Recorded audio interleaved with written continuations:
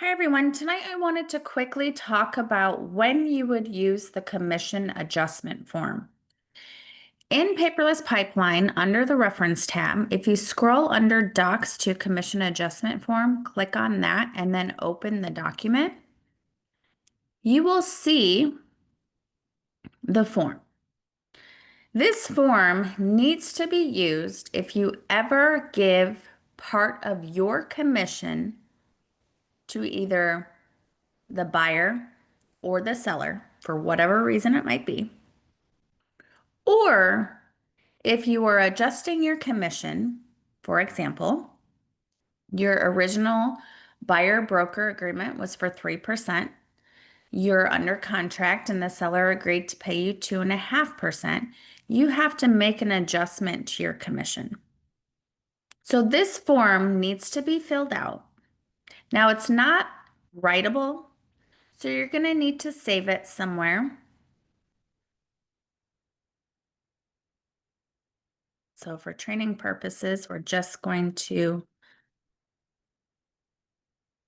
save it to the desktop.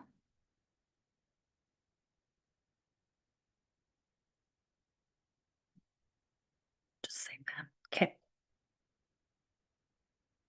If you go into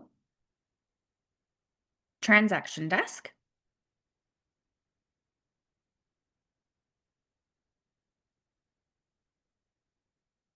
sorry, it's taking a while.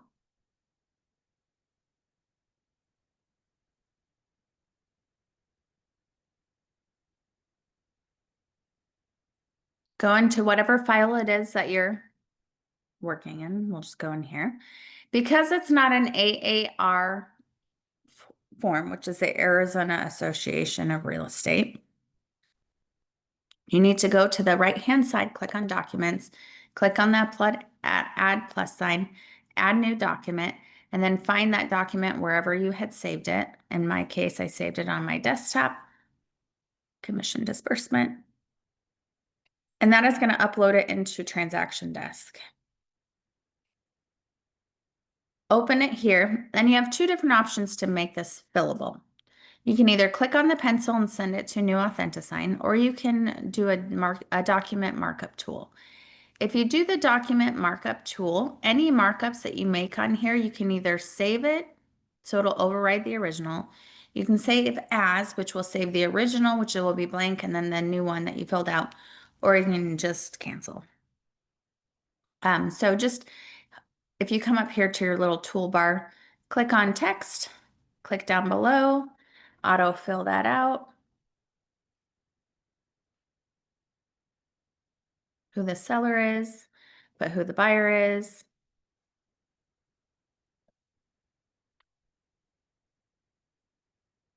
Don't mind my spelling or my typing. I have a brace on my arm, makes it a little difficult. So for this example, I'm going to be just doing a contribution to a buyer or a seller. So I'm just going to come down here. I'm going to put a checkbox there. I'm going to put my name here.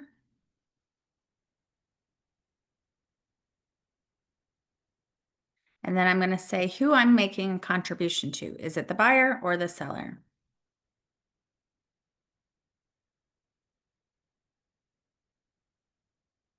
And then whatever it is. You can put a note if you want to, but you don't have to. And it doesn't matter what side you're representing, you can make a contribution to any party, whether it's the buyer or the seller. You do have to make sure that you save this copy and upload it into Paperless Pipeline so that our broker can send title a copy of it.